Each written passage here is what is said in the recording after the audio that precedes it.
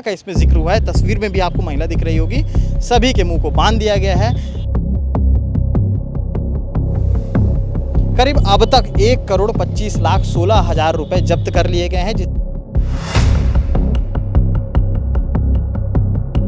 यहाँ से फिर फर्जी ईडी बन करके कुछ लोग जाते हैं, खाकी रंग का पैंट और एकदम जैसे कि स्पेशल 26 में चोरी की जाती है, लूट की जाती है।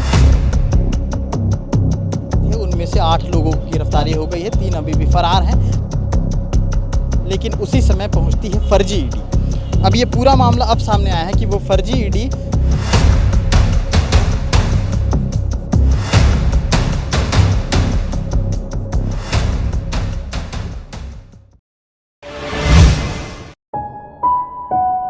सत्ताईस जून को एक मामला निकल के आया था जिसमें स्पेशल 26 के तर्ज पे एक फर्जी ईडी जाती है, लूट करती है, लूट करके और जिस शख्स को लेकर के वो चूँकि किडनैप करती है, लेकिन तब तक उस शख्स को ये लग रहा था कि उसे गिरफ़्तार किया गया है। उसके बाद उसे नांदगांव में छोड़ा जाता है। ये सारी कहानियाँ आप पहले सुन चुके हैं। अब इस मामले में जितने आरोपी थे उनमें से 8 लोगों की गिरफ़्तारी हो गई है, 3 अभी भी फ़रार हैं। अब बताता हूँ आपको पूरा मामला। इस वक्त मैं ठीक प्रेस कॉन्फ्रेंस से बाहर निकला हूं और अंदर प्रेस कॉन्फ्रेंस चल रही थी, उसमें पूरा मामला सामने आया है। तफ्तीश से मामला कुछ ऐसा है कि विनीत गुप्ता नाम का शख्स जो सिकोला भाटा का निवासी है, उसकी जान पहचान होती है गिरीश नाम के शख्स से। दरअसल गिरीश जो है वो किसी कंपनी में पैसा इन्वेस्ट की बात करके कन्वेंस कर रहा था काफ़ी दिन से विनीत को। अब विनीत उसके झांसे में आ जाता है क्योंकि 4 से 5 दिन हो गए थे लगातार मीटिंग होते हुए गिरीश के साथ।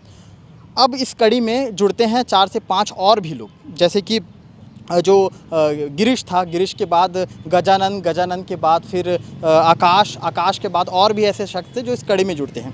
तो मामला कुछ यूँ था कि गिरीश ने विनीत को पूरी तरह से कन्विंस कर दिया एक कंपनी में पैसा इन्वेस्ट करने के लिए। 2 करोड़ रुपए लेकर के जो विनीत है वो अपने पास रखा हुआ था। गिरीश ने विनीत को फ़ोन किया कि मैं या फिर हमारे यहाँ से कोई आएगा आपसे पैसा लेने के लिए। हालांकि ये बात गिरीश को पता थी, लेकिन उसी समय पहुँचती है फर्जी ईडी।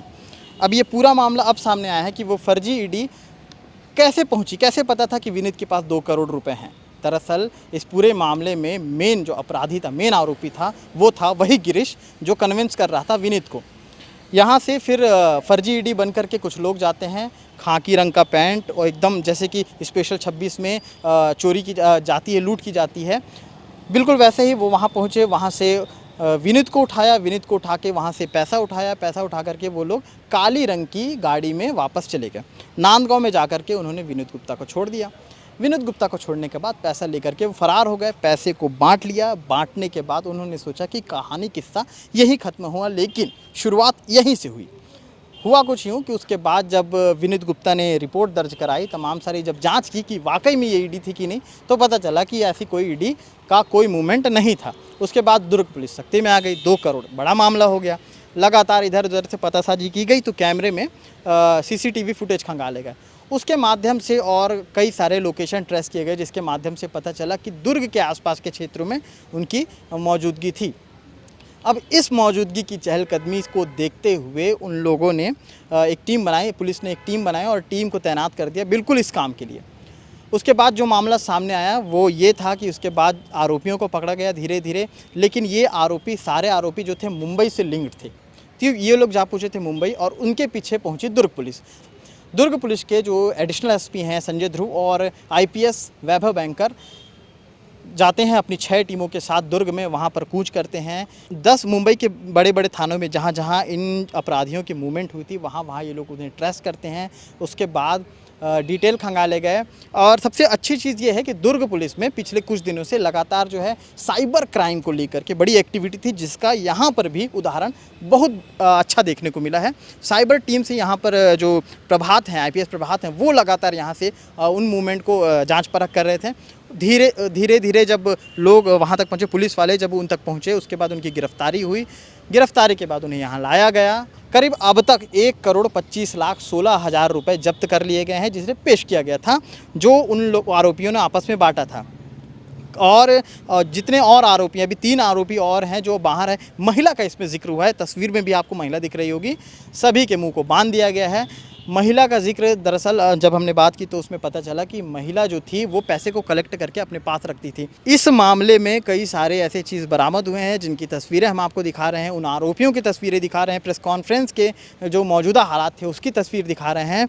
ये सारी चीज़ें बरामद हुई हैं और लगातार जो है दुर्ग पुलिस ने अपनी पीठ थपथपाने के साथ यह भी बताया है कि फर्जी प्रेस कार्ड, फर्जी ईडी का आईडी कार्ड, फर्जी सीबीआई का आईडी कार्ड और फर्जी तमाम ऐसे न्यूज़ चैनलों के आईडी कार्ड लेकर के वो घूमते थे। तो मोहन नगर थाना क्षेत्र अंतर्गत ग्रीन चौक में व्यापारी अखिलेश गुप्ता के ऑफिस में कुछ लोग ईडी के अधिकारी बन करके आए थे और सर्च करने के दौरान उनके वहाँ पे 2 करोड़ रुपए कैश रखे हुए थे, जो उनको एक तीसरे व्यक्ति ने किसी बिज़नेस में लगाकर लाभ दिलाने का झांसा दे करके उनसे निकलवाया था। इन लोगों ने ईडी अधिकारी बनकर उस अमाउंट को जब्ती किया और व्यापारी को और अमाउंट को अपने साथ वहाँ से ले गए। व्यापारी को आधे रास्ते राजनांदगांव में इन्होंने छोड़ दिया और रकम लेकर के महाराष्ट्र की ओर बढ़ गए। सूचना मिलते ही पुलिस की टीमें अलर्ट हो गई और अलग अलग स्थानों में अपना सीसीटीवी कैमरा और साइबर इनपुट के माध्यम से आरोपियों की पतासाजी करने लगे।